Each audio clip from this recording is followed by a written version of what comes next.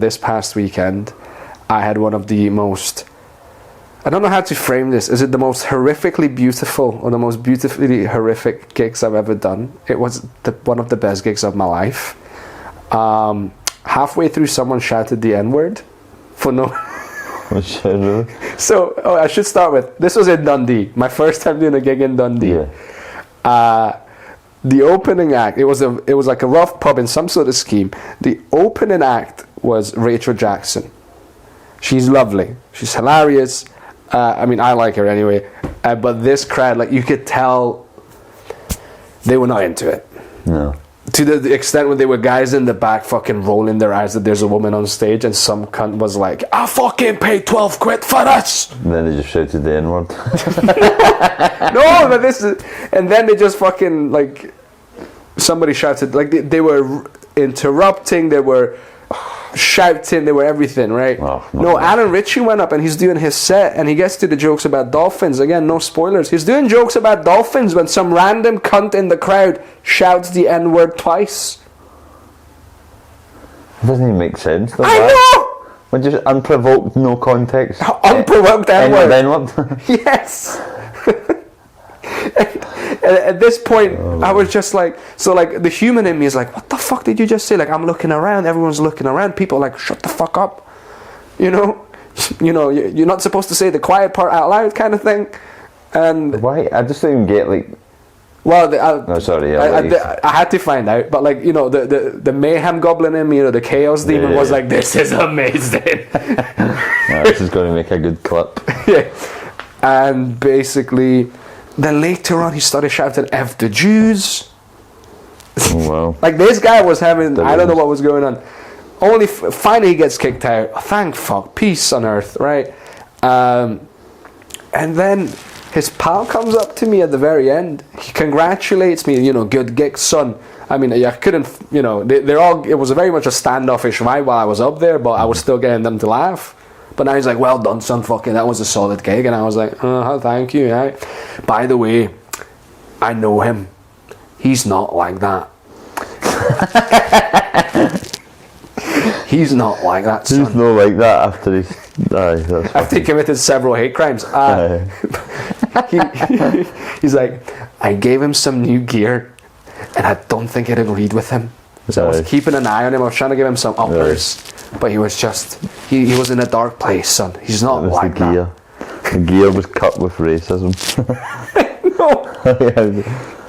That's funny when people do that though, because it's like, no, that is the real him. Do you know what I mean? They look at it as the other way, and it's like, no, listen, I know I've done some mental things on cocaine that I regret, but you can't kind of say it's no you sometimes. If you know what I mean? I don't know if you know what I mean. I know what you mean. It's like would you say the N-word with cocaine in your system? Probably no. I have not. And why is that? It hasn't happened yet. I've never said the N-word while on cocaine, so why have I not? It's probably because no matter how many drugs I've got, the evil part of my brain is like, I don't need cocaine. I'm sorry, you know, that's the goblin in me. But he's not like that. No, I mean, I fucking hope I wouldn't. Do you know what I mean? Right. The thing is, because you don't know what's going on in someone's head. If he's like, I don't know, if he's fucking suffering and he doesn't know how to express himself, so he thinks of the most horrific thing to do to fucking get attention. Mm-hmm.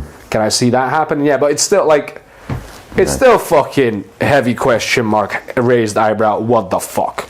Yeah. Do you know what I mean? But it was just, yeah, it was the first time at a gig where I felt unsafe, but also like, I went up like a fucking cult leader. I was like, right, I'm fucking handling this like a fucking congregation. Like, you shut the fuck up. Yeah, you've got to, man. Sometimes. I remember Gary Fowles did that at a gig in Drum Chapel because we were on the dance floor. It was like a dance floor, and we were doing the gig in the centre. Yeah. We Pierce went up and he smashed it. I went up, it was all right, and but people were just going to the toilet, taking gear. They wouldn't shut up. Gary Fowles went up and he stopped before he did his set. He literally like gave the whole room a fucking lecture and told them to shut the fuck up. And they did for a bit, and then gradually you hear the noise getting louder.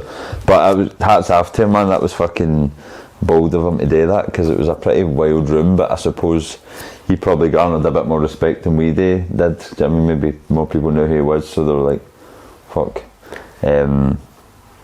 Yeah, I mean, that's an interesting one, fucking commanding a room like that, because it's like sometimes they want you to slag them. Is this weird? Yeah. There's this weird boisterous energy that I see in Scotland. I'm guessing it's all over the UK, but in some rooms it's like nobody fucking tells me what to say, but then they love being told that they're pieces of shit. Kind of. Yeah. Like my opening thing was pointing out they all had ball spots and fucking leopard prints, and they started laughing at that, and I'm like, great, I know who you are now.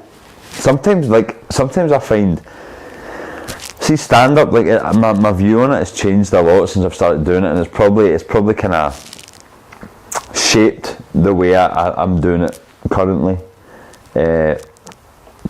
because I feel like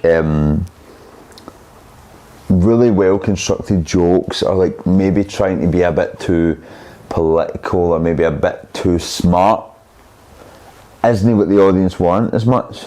Well, it depends on the audience. Yeah, it does depend on the audience, you're right, but for me, the comedy I've now find myself like I like doing is, like you were saying, you can actually get a bigger laugh from just saying to somebody, look at the fucking state of you. Do you know what I mean? Like, I feel like audiences really love when you slaughter them. Yeah, there's definitely a like sometimes that can get more of a laugh than a really well thought out joke. That's what I'm saying. Like, no, you're right. You're right. It's good to have a mix, I suppose.